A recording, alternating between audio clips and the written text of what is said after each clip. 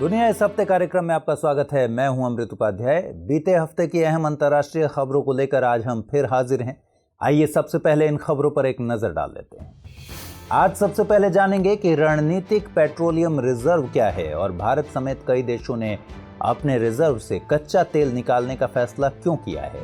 इसके बाद जानेंगे कि सोलोमन द्वीप में ताज़ा हिंसा में चीन एंगल क्या है और यह सोलोमन सामरिक लिहाज से कितना अहम है।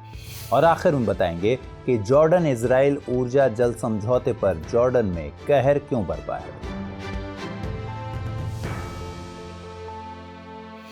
खबरों को शुरू करें उससे पहले एक जरूरी सूचना ये कि हमें बेहद खुशी हो रही है ये बताते हुए कि स्टेट पीसीएस एग्जाम्स को ध्यान में रखते हुए टीम दृष्टि ने एक अलग यूट्यूब चैनल की शुरुआत की है और इसका नाम है दृष्टि पीसीएस। इस चैनल पर स्टेट पीसीएस के सिलेबस का विस्तृत विश्लेषण, प्रीवियस ईयर के प्रश्न पत्रों का विश्लेषण और मॉक इंटरव्यूज के साथ साथ अलग अलग राज्यों के करंट अफेयर्स से जुड़े प्रोग्राम्स के वीडियोस भी आपको मिलेंगे। हमारा मकसद आपकी तैयारी के हर पक्ष को मजबूत करना है, इसलिए हमारे पीसीएस चैनल को भी जरूर सब्सक्राइब करें और परीक्षा की तैयारी को आसान बनाएं।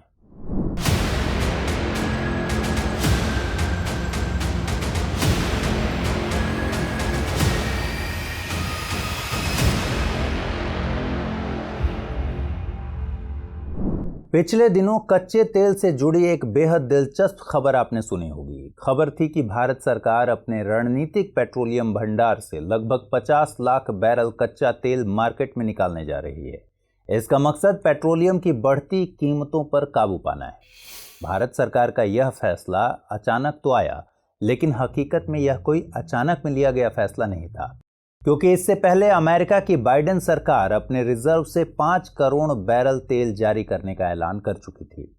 दरअसल इंटरनेशनल मार्केट में तेल की बढ़ती कीमतों को देखते हुए अमेरिका ने अपने रणनीतिक भंडार का इस्तेमाल करने का फैसला लिया और इसमें उसे चीन, भारत, जापान, ब्रिटेन और साउथ कोरिया की सरकारों का भी साथ मिला।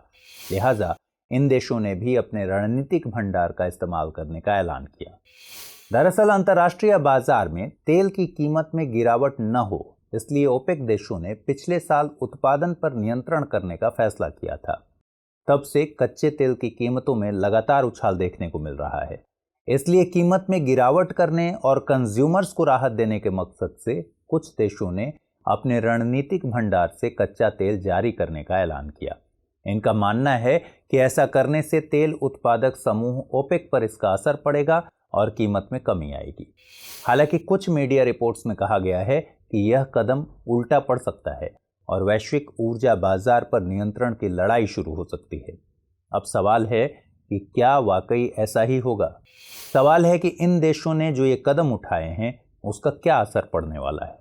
सवाल है कि क्या अमेरिका का यह कदम भू राजनीतिक लिहाज से भी अहम है। इन सभी सवालों के जवाब जानेंगे, साथ ही ये भी जानेंगे कि आखिर ये रणनीतिक भंडार क्या होते हैं और क्या इससे पहले भी भारत ने ऐसे कदम उठाए हैं। इसी कार्यक्रम के एक एपिसोड में हमने बताया था कि दुनिया के तेल निर्यातक देशों का एक संगठन है जिसे ओपेक या organisation of the petroleum exporting countries कहते हैं। इसी तरह ओपेक प्लस भी एक संगठन है। इंटरनेशनल मार्केट में कच्चे तेल की कीमत न गिरे, इसके लिए ये संगठन उत्पादन पर खास तौर से नियंत्रण रखते हैं। बाजार की हालत को भांपते हुए ये देश उत्पादन में कमी या इजाफा करते हैं। कोरोना काल में जब कच्चे तेल की कीमत अपने निम्न स्तर पर थी, तब बाजार की हालत ने उत्पादक देशों को बेचैन कर दिया था। लिहाजा इन देशों ने नुकसान से बचने के लिए उत्पादन में कमी लाने का फैसला किया और यह सिलसिला अब तक जारी है। लेकिन धीरे धीरे ओपेक देशों के इस फैसले का असर उपभोक्ता देशों पर पड़ने लगा। कच्चे तेल की कीमत में लगातार इजाफा होने लगा। अमेरिका और चीन के बाद तीसरे बड़े उपभोक्ता देश भारत में तेल की कीमत ऐतिहासिक स्तर पर पहुंच गई। दूसरी तरफ कोरोना संकट के कारण भारत समेत तमाम देशों की अर्थव्यवस्था चरमरा चुकी है। ऐसे में इन देशों की मांग है कि ओपेक देश तेल का उत्पादन बढ़ाएं ताकि बाजार में तेल की आपूर्ति बढ़े और इसकी कीमत में गिरावट आए। लेकिन ओपेक कंट्रीज इन देशों की मांग को अनसुना कर रहे हैं। इसलिए ओपेक देशों पर दबाव बनाने के लिए अमेरिका ने अपने रणनीतिक पेट्रोलियम भंडार से अतिरिक्त तेल जारी करने का फैसला किया है और इसके लिए दूसरे देशों को भी मनाने में कामयाबी हासिल की है। इससे पहले कि आपको प्रभाव के बारे में बताएं, पहले जानते हैं कि आखिर रणनीतिक पेट्रोलियम रिजर्व क्या होता है। दरअसल किसी भी आपातकालीन स्थिति से निपटने के लिए रणनीतिक पेट्रोलियम भंडार की व्यवस्था की जाती है। दुनिया के तेल बाजार के उतार चढ़ाव और आपूर्ति में होने वाली रुकावट से खुद को बचाने के लिए ऐसा भंडार बनाया जाता है। माना जाता है कि 1970 के दशक में सबसे पहले संयुक्त राज्य अमेरिका और यूरोपीय देशों ने इस दिशा में पहल की थी। असल में 1973 में इजराइल और अरब देशों के बीच युद्ध हुआ था। इसे योम किपुर युद्ध के नाम से भी जानते हैं। लेकिन इस युद्ध में पश्चिमी देशों ने इजराइल का समर्थन कर दिया। इससे अरब मुल्क खासा नाराज हो गए। बात यहीं तक नहीं रुकी। नाराज अरब मुल्कों ने पश्चिमी देशों को तेल निर्यात करने पर रोक लगा दी। इससे अंतर्राष्ट्रीय बाजार में एक तरह का आर्थिक संकट पैदा हो गया।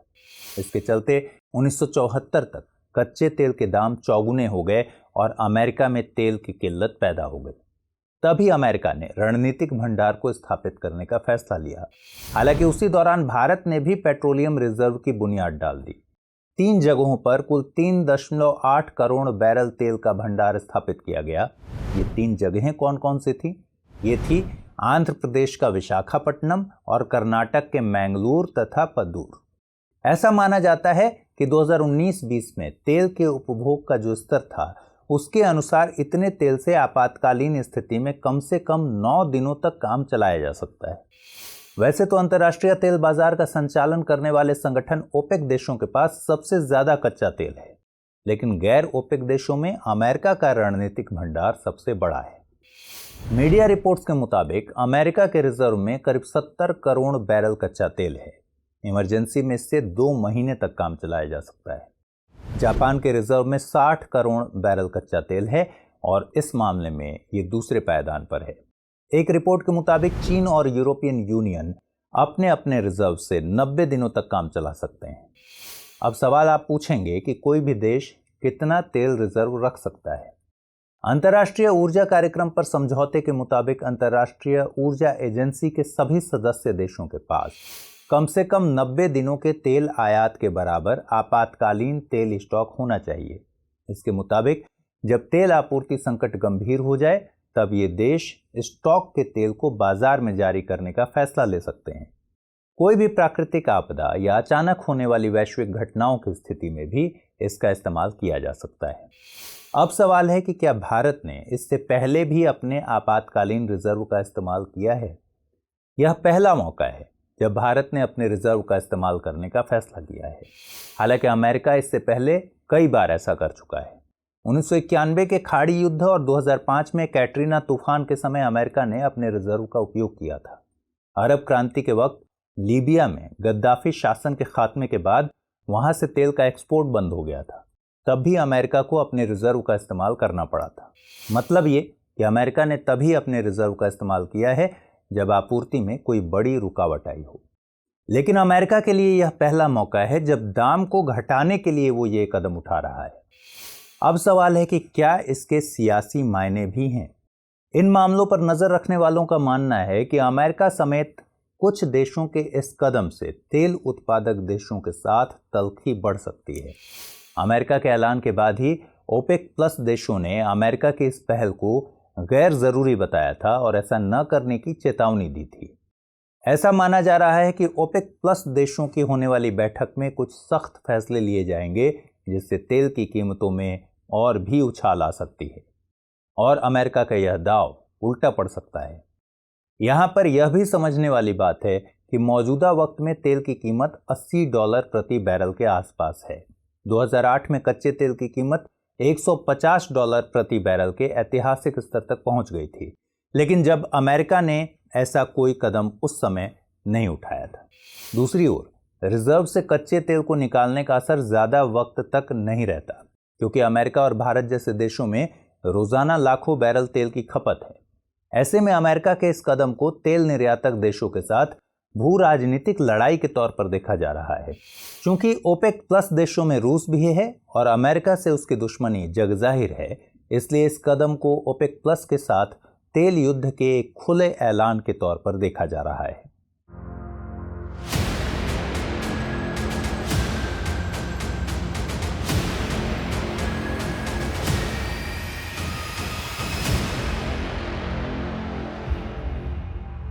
चलिए रुख करें अगली खबर का। आपको अगर याद हो तो इसी कार्यक्रम के एक एपिसोड में हमने चीन और ताइवान के बीच की अदावत की कहानी आपको सुनाई थी।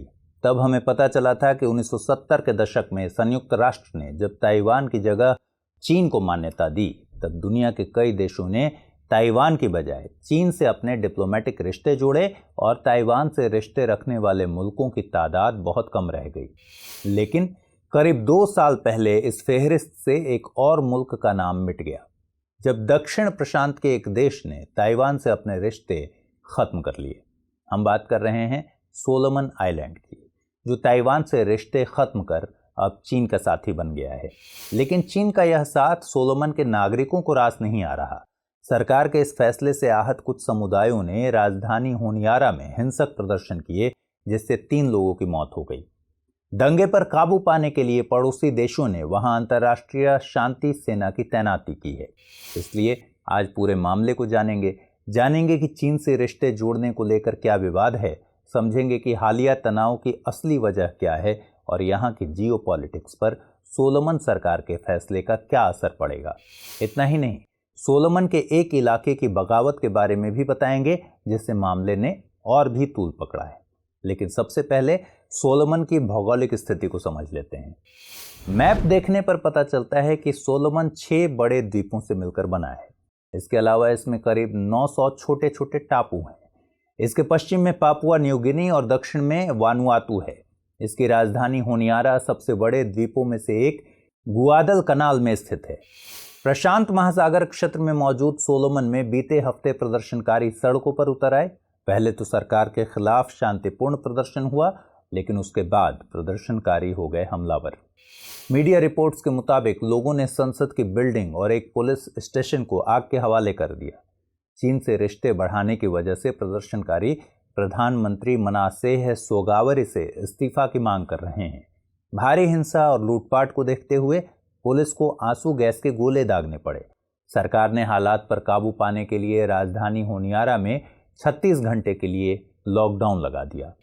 इसी बीच केंद्र सरकार ने ऑस्ट्रेलिया और पड़ोसी देशों से मदद मांगी। लिहाजा ऑस्ट्रेलिया, पापुआ न्यू गिनी और फिजी को करीब 200 जवानों की तैनाती करनी पड़ी, तब जाकर वहां शांति बहाल हो पाई।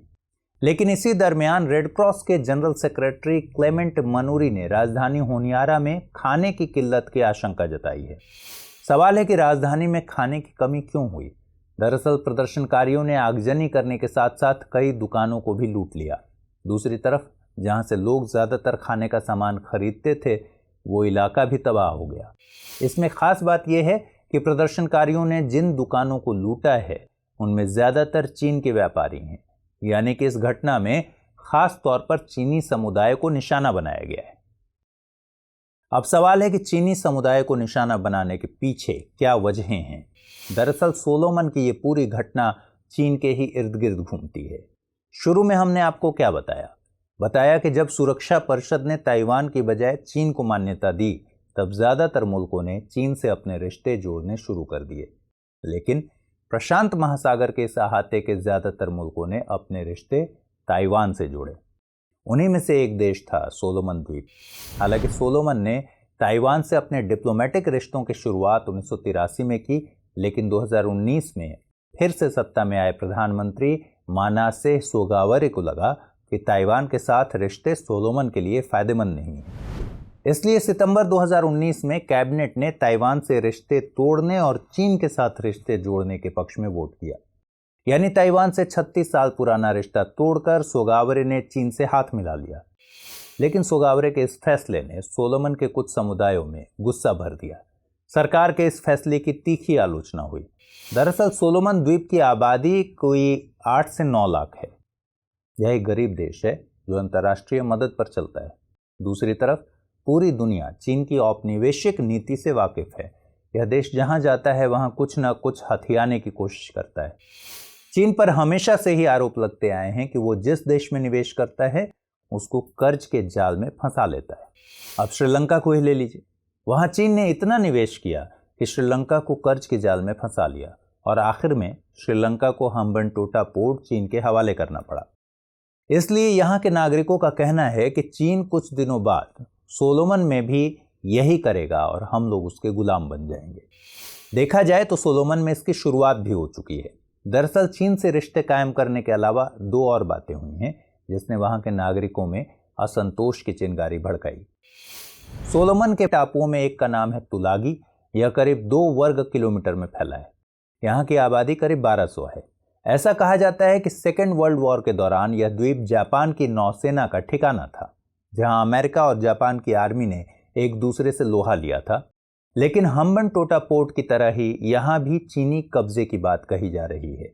खबरों के मुताबिक सोलोमन तुलागी टापू को एक चीनी कंपनी के हाथों 75 साल की लीज पर देने के लिए राजी हो गया है। न्यूयॉर्क टाइम्स ने भी चीन को तुलागी द्वीप लीज पर लेने के लिए एक गुप्त समझौते पर दस्तखत की पुष्टि की है। इसके मुताबिक बीजिंग की जिस कंपनी के साथ यह करार हुआ है वो चीन की सत्ताधारी कम्युनिस्ट पार्टी से जुड़ी हुई है।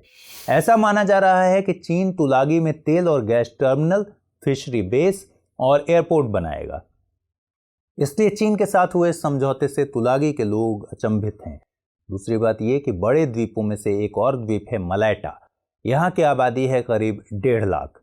आबादी के लिहाज से यह सोलोमन का सबसे बड़ा द्वीप है। यहाँ के प्रमुख को कहते हैं प्रीमियर।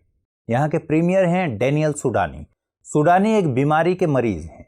कुछ महीने पहले वो इलाज के लिए ताइवान जाना चाहते थे, लेकिन पीएम सोगावरे इस पर राजी नहीं हुए। हालांकि चीन से रिश्ते कायम करने के बाद से ही मलैटा के निवासी भी सोगावरे के खिलाफ थे। लिहाजा सुडानी ने बगावती तेवर अख्तियार कर लिया और इसी साल जून में इलाज के लिए ताइवान चले गए। सुडानी के इस कदम पर बड़ी ही गहरी राजनीतिक प्रतिक्रिया हुई। चीन ने सुडानी के इस कदम को एंटी चाइना एक्ट बताया। इसका रिएक्शन सोलोमन के अंदर भी देखने को मिला, जब सोलोमन की नेशनल गवर्नमेंट के साथ मलैटा की तल्खी बढ़ गई। यही सब वो वजहें हैं जिसने एक साथ मिलकर प्रधानमंत्री सोगावरे के खिलाफ असंतोष पैदा कर दिया, जो अब हिंसक दंगों में तब्दील हो गया है। ऐसा माना जा रहा है कि इस दंगे में ज्यादातर निवासी मुलैटा के हैं, जो दूसरे टापुओं के लोगों के साथ राजधानी में सरकार के खिलाफ हल्ला बोल रहे हैं। वे देश में बढ़ती गरीबी और बेरोजगारी को लेकर गुस्से में हैं, इसलिए वे लगातार प्रधानमंत्री के इस्तीफे की मांग कर रहे हैं। अब आखिर में ये भी जान लीजिए कि यह जियोपॉलिटिक्स के लिए कितना अहम है। भूगोल के नजरिए से देखें तो सोलोमन की लोकेशन सामरिक लिहाज से बहुत महत्वपूर्ण है। हमने पहले ही आपको बताया कि दूसरे विश्व युद्ध में जापान ने इसका इस्तेमाल किया था। दूसरी तरफ चीन दक्षिणी प्रशांत महासागर में सैन्य मौजूदगी बेहतर कर रहा है। चीन इस इलाके में पोर्ट और हवाई ठिकाने विकसित करने की कोशिश कर रहा है। चीन ये भी चाहता है कि इस इलाके में जिन देशों के साथ ताइवान के राजनयिक रिश्ते हैं वे उन्हें खत्म कर दें। इसकी वजह है कि चीन इस इलाके में अपनी पूरी पैठ बढ़ाना चाहता है। हालांकि प्रशांत महासागर में चीन की बढ़ती मौजूदगी को लेकर अमेरिका पहले से ही चिंतित है और इस इलाके के देश सोलोमन का चीन के साथ जाना अमेरिका के लिए झटके से कम नहीं है। हिंद प्रशांत के व्यापक क्षेत्र में चीन और अमेरिका एवं उसके सहयोगियों के बीच प्रतियोगिता में सोलोमन द्वीप समूह एक अहम रणनीतिक स्थिति बनाते हैं। अमेरिका, ऑस्ट्रेलिया और बाकी एशिया जिस समुद्री मार्ग से संचार स्थापित करते हैं उसमें सोलोमन द्वीप की अहम भूमिका है। सोलोमन द्वीप में चीनी प्रभाव अमेरिका को दक्षिण पश्चिम और दक्षिण प्रशांत के बाकी हिस्सों से अलग कर सकता है। इसलिए चीन की इस हालिया डील से साफ है कि वो वैश्विक महत्वाकांक्षा को लेकर सफलता से आगे बढ़ रहा है। देखने वाली बात होगी कि सोलोमन में बढ़ रहा तनाव वहां के अंदरूनी हालात पर क्या असर डालता है और वहां के जियोपॉलिटिक्स में कोई तब्दीली आती है या नहीं।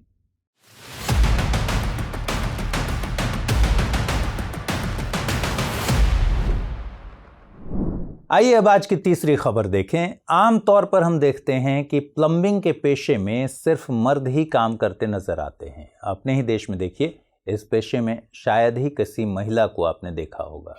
लेकिन एक ऐसा भी देश है जहां महिला प्लम्बर बेहद लोकप्रिय हो रही हैं। दुनिया के सूखे देशों में शुमार यह देश पानी की किल्लत से हमेशा ही दो चार होता रहता है। वहीं लीकेज के चलते पानी की बर्बादी भी एक बड़ी समस्या है। क्योंकि यहाँ के समाज में पर्दा प्रथा है, इसलिए लीकेज को रोकने के लिए घर की महिलाएं तब तक प्लम्बर नहीं बुला सकती जब तक घर में कोई मर्द ना हो। नतीजा ये होता है कि मर्दों के इंतजार में हजारों लीटर पानी लीकेज के चलते बर्बाद हो जाता है।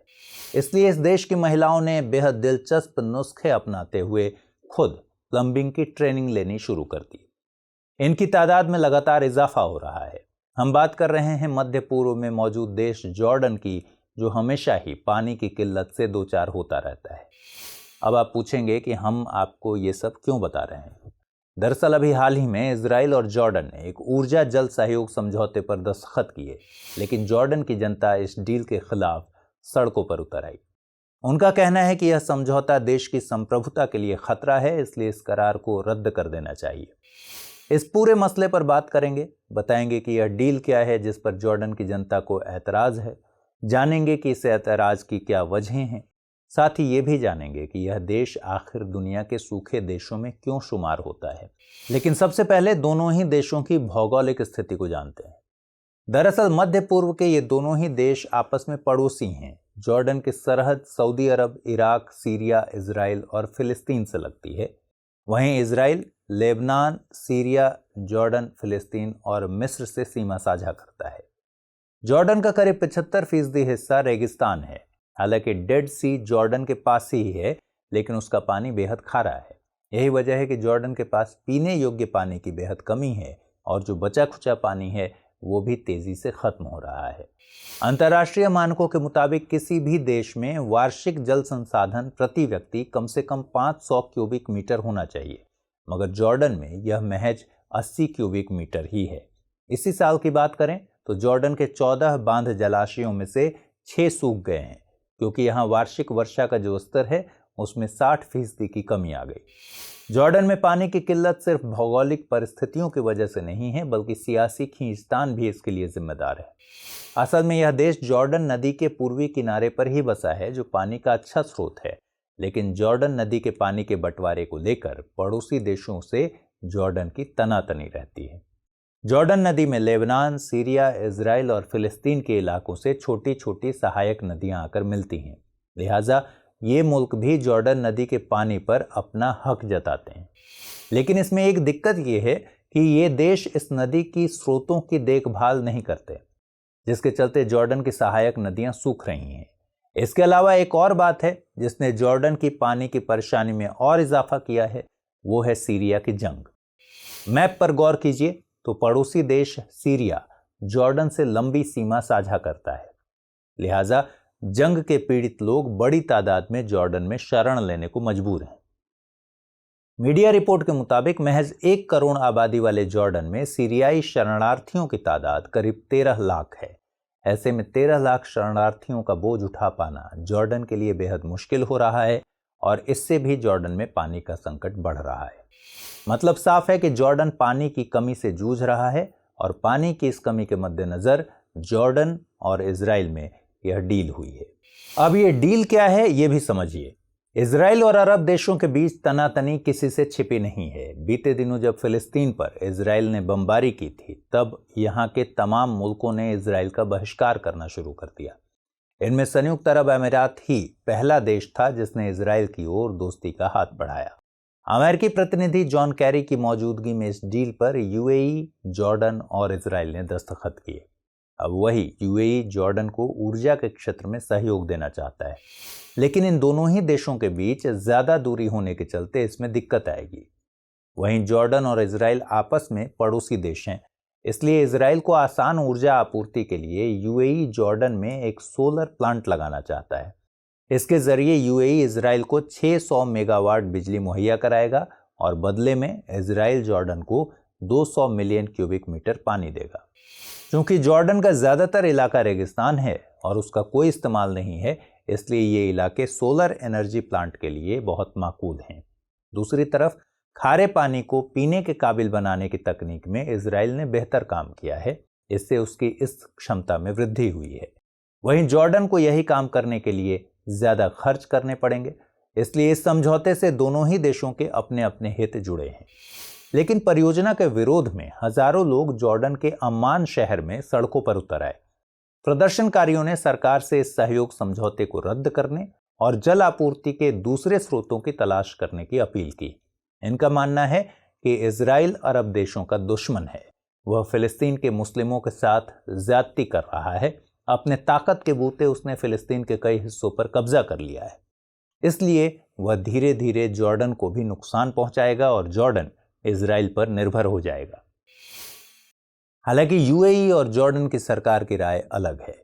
उनका मानना है कि मध्य पूर्व जलवायु संकट के मामले में अगली कतार में खड़ा है। इस सहयोग से ऊर्जा संक्रमण में तेजी आएगी और जलवायु परिवर्तन के प्रभावों को कम करने में मदद मिलेगी।